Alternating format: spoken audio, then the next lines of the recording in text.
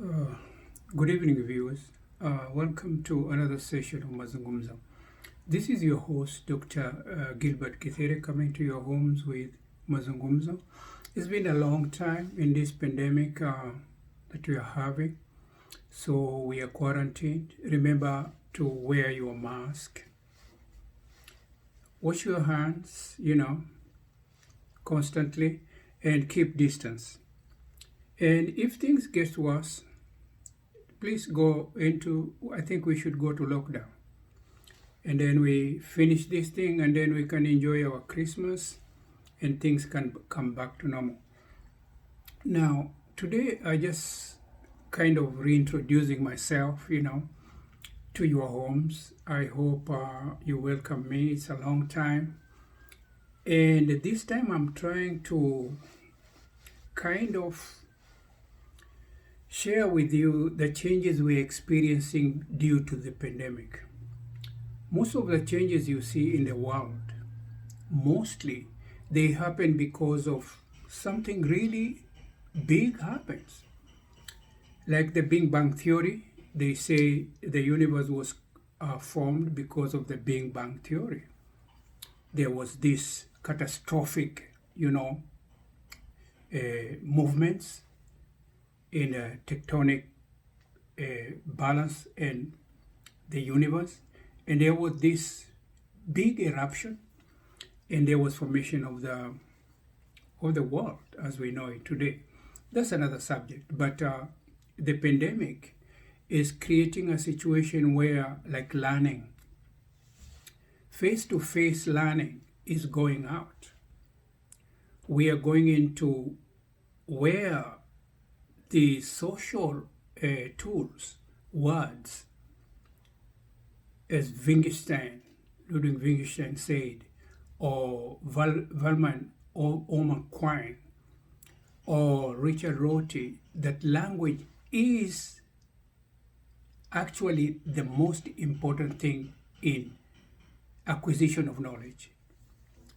So if language is so important in transference of knowledge as we knew it in modernity, in post-modernity we are starting to see the image is chasing the word quite a lot.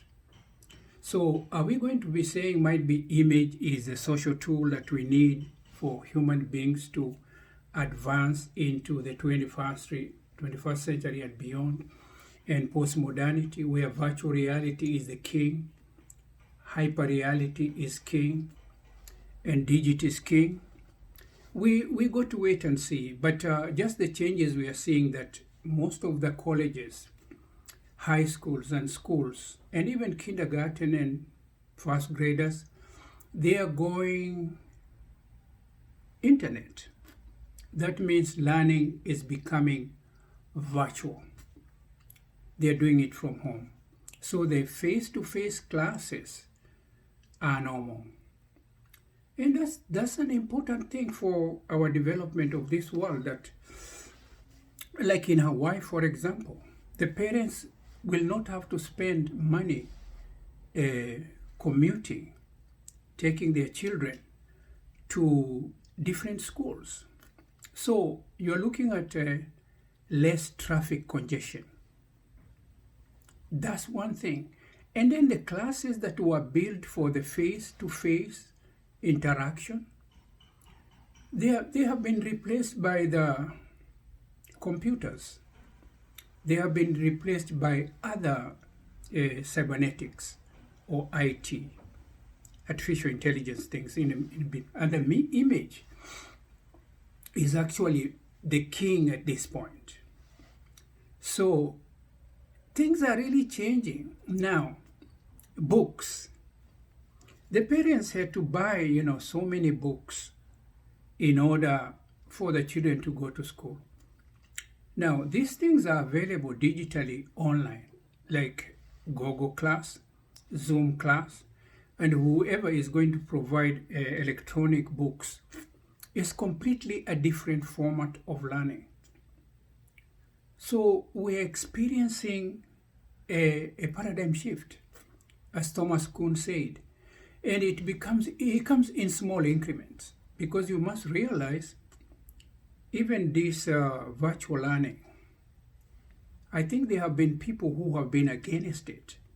And the people who are used to face schooling, I'm not saying they worked against it, but they would have been more comfortable face-to-face things where they are used. They have prepared their lessons over years. They just look at them and they know where they are and they are ready to teach. But you see, with the virtual reality thing, things have become a little bit different. They have got to acclimatize themselves to this new environment, new milieu, new structure and form, which is the children are no longer, or the students are not going to be in class and there is face-to-face interaction. Now, the expenses of electricity at schools, because you are no longer in class, air condition, water bills, these things are going to go down. So in a real sense, in this new age, in this new format of learning, there is a lot of changes that are coming in, and some of them are going to save a lot of money because it's a different ballgame. The expenses that used to be there before for infrastructure repairs, these things could become things of the past. And these are areas that people should look at and actually take them in as positive things towards virtual learning. And then the millennials, and actually the kids now who we have not given names, who are in kindergarten, you can see a small child playing a game on an Android or on a computer, and they are very vast. They are knowledgeable about the new medium of education, which is the image. They have familiarized themselves a lot with these new technologies. And we might assume, oh, these people are not going to adapt so easily with this new method of learning. But far from it. Children are very, very flexible, adaptive, able to change really quickly and adapt to a situation. So I think this could be a blessing in disguise. And once the COVID thing becomes the thing of the past, we will say, might be, and this, don't take me wrong, I'm not saying, I'm not kind of praising that we should have a kind of this pandemic for a paradigm shift, but sometimes in problems, there comes a blessing. You gain something from a problem that you have tackled. And might be, this is one of them. We might have gone into this pandemic and when we come out of it, we will have become children of the virtual world. People will always order their ration, their everything in the house. They order through the internet and it is delivered to them. So actually, the image and hyperreality could be being speeded up by this paradigm shift as a result of this pandemic. And it remains to be seen, because look at the meeting that the Democratic Convention held. It was all virtual. And I think somewhere, if you talk to the leaders of Democratic Party, DNC, they might tell you the virtual convention is actually the thing of the future, because it brought so many people from so many walks of life that they could not have achieved with a face-to-face convention. I remain to be corrected, but if we get the data, it might be true that they saved a lot of money, they saved a lot of energy, because all the delegates had to travel from different states. But now, all this happened where they were in situ. they relayed their messages through teleconferencing, Zoom, Google Meet, and these things are changing our world. And it was cheaper because can you imagine in Delaware, if you had all those people traveling there, hotels and everything, okay, it pushes business. But also internet is a big business. Don't think a digital world is not a big business.